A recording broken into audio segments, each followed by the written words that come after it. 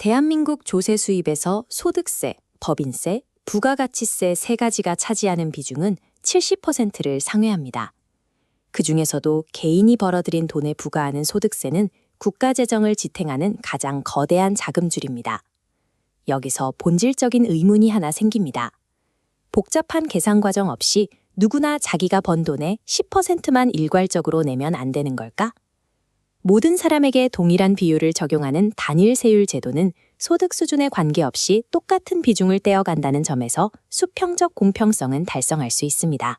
하지만 더 많이 번 사람이 더 큰 사회적 책임을 지는 수직적 공평성, 즉 소득 재분배 효과는 기대하기 어렵습니다. 우리 세법은 이 수직적 공평성을 구현하기 위해 매우 정교하게 설계된 3단계 계산 구조를 채택하고 있습니다. 소득 금액에서 과세 표준을 거쳐 산출세액에 이르는 이 3단계 구조가 소득세의 뼈대입니다. 제1단계인 소득 금액의 계산에서는 벌어들인 총 수입 금액에서 지출한 필요 경비를 먼저 제외해 실질적인 순소득을 구합니다. 이어지는 2단계 소득공제와 3단계 세율 적용은 조세의 누진성을 구현하는 핵심 연산장치입니다. 우리는 지금부터 국가가 한 개인의 경제적 능력을 어떤 논리에 따라 정의하고 측정하는지 그 구체적인 공식을 추적해 보겠습니다. 과세의 시작은 소득을 정의하는 것입니다. 재정학에서 가장 엄밀한 정의로 꼽히는 헤이그 사이먼즈의 포괄적 소득에 따르면 소득은 일정 기간 동안 개인이 사용한 소비액과 새롭게 늘어난 순자산의 합계입니다. 이 엄격한 정의를 현실에 대입해보죠. 아직 팔지 않아서 내 손에 들어오지 않은 주식의 평가 차익이나 우연히 당첨된 로또 당첨금도 모두 세금을 내야 하는 소득일까요? 이론적 관점에서는 그렇습니다. 발생 원천이나 실현 여부와 관계없이 개인의 경제적 능력이 커졌다면 그 모든 증가분은 과세 대상이 되어야 완벽한 수평적 공평성이 달성됩니다. 하지만 현실적인 장벽이 존재합니다. 매년 전 국민의 미실현 자산 가치를 정확히 평가하는 것은 형평적으로 매우 어렵고 자산 가치는 올랐으나 당장 세금을 낼 현금이 부족한 납세자들에게 유동성 문제를 일으킬 수 있습니다. 결국 우리나라 소득세법은 반복적이고 경상적으로 발생하는 소득에만 과세하는 소득원천설을 기본 골격 삼고 있습니다. 이상적인 정의와 행정적 한계 사이에서 도출된 타협점입니다. 복권 당첨금 같은 비경상적 소득에도 세금을 물리는 것은 순자산 증가설의 논리를 부분적으로 채택한 결과입니다. 이처럼 현실의 조세제도는 완벽한 경제학적 모델을 구현하기보다는 행정적 효율성과 조세 공평성 사이에서 끊임없이 무게를 재며 만들어진 현실적인 산물입니다. 과세할 소득을 확정했다면 다음은 세금을 덜어주는 공제의 차례입니다.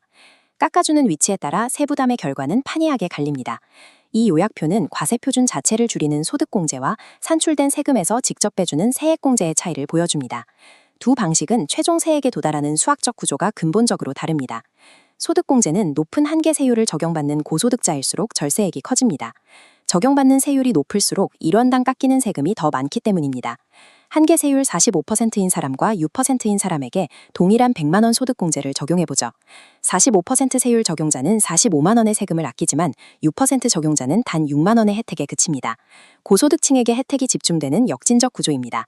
반면 세액공제는 납세자가 적용받는 한계 세율과 무관하게 작동합니다. 이미 계산된 세금에서 직접 차감하므로 소득이 높든 낮든 동일한 금액의 혜택을 받습니다. 따라서 같은 금액을 깎아준다면 상대적으로 세금 부담이 큰 저소득층에게 실질적인 정책적 효과가 더 뚜렷하게 나타납니다.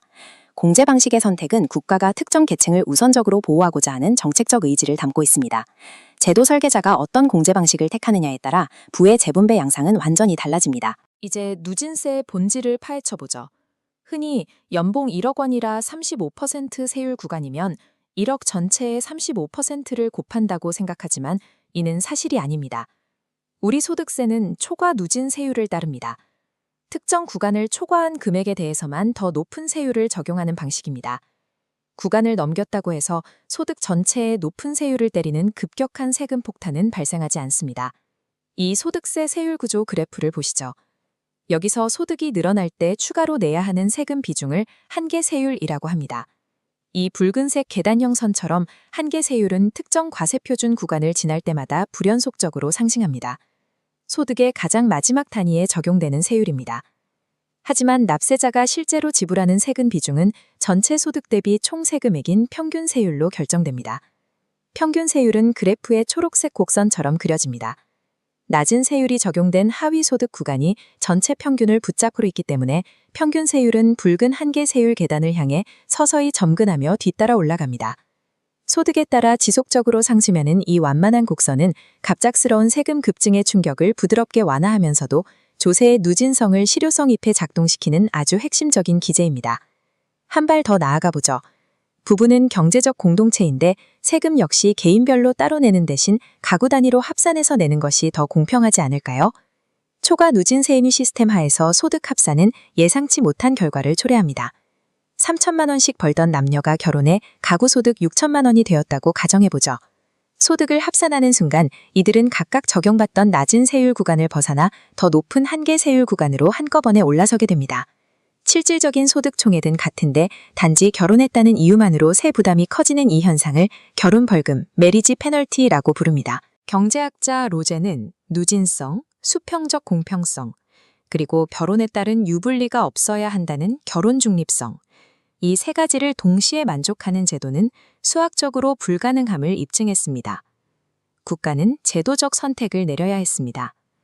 우리나라는 결혼에 대해 중립적인 태도를 유지하고 혼인을 징벌하지 않기 위해 가구 단위가 아닌 개인 단위 과세를 원칙으로 하고 있습니다.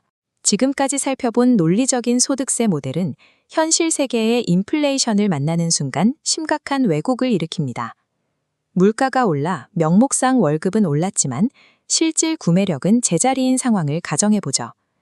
명목 소득 수치가 커졌기 때문에 과세 표준은 더 높은 한계 세율 구간으로 자동 이동하는 브래킷 크립 현상이 나타납니다. 실질적인 경제 능력은 전혀 나아지지 않았음에도 불구하고 국가에 내는 세금 비중만 높아지는 것입니다. 이는 국세청이 법을 개정하지 않고도 세금을 더 걷게 되는 은밀한 증세로 작용합니다. 특히 이자 소득자에게 인플레이션은 치명적입니다. 인플레이션율이 이자 소득세 실질 부담에 미치는 영향을 분석한 이 데이터를 확인해보죠. 인플레이션이 0%일 때 명목이자와 실질이자는 5%로 동일합니다. 여기서 40% 세금을 떼면 세후 실질 수익률은 3%로 유지됩니다. 그러나 인플레이션이 10%가 되면 상황은 돌변합니다. 명목이자가 15%로 올랐을 때 세금은 이 15% 전체에 매겨집니다. 결국 물가 상승분과 세금을 다 빼고 나면 실질 수익률은 마이너스 1%로 추락합니다. 저축할수록 구매력이 깎여나가는 것입니다. 명목소득을 기준으로 하는 현행 소득세 체계는 인플레이션에 대한 방어 기제가 없습니다. 물가 상승기에는 납세자의 실질적인 부를 소리 없이 장식할 수 있는 구조적 결함을 안고 있습니다. 자본이득을 완벽히 포착하지 못하는 한계, 그리고 인플레이션에 의한 왜곡. 소득에 기반한 과세는 필연적으로 불완전한 과정을 수반합니다. 경제학자 니콜라스 칼도어는 소득이 아닌 지출의 누진세를 매기는 지출세를 해결책으로 제안했습니다. 개인이 벌어들인 돈에서 저축을 뺀 나머지, 즉 실제로 사용한 금액에만 세금을 부과하자는 것입니다. 이 체제에서는 저축이 면세되므로 국가적인 자본 축적이 촉진됩니다. 또한 소득 수치에 의한 착시가 사라져 인플레이션에 따른 실질 부의 파괴도 효과적으로 방어할 수 있습니다. 하지만 모든 지출을 국가가 추적해야 하는 행정적 부담과 부유층의 부의 세습 문제라는 새로운 난관이 있습니다. 과연 지출세는 더 공평한 세상으로 가는 열쇠일까요? 재정학을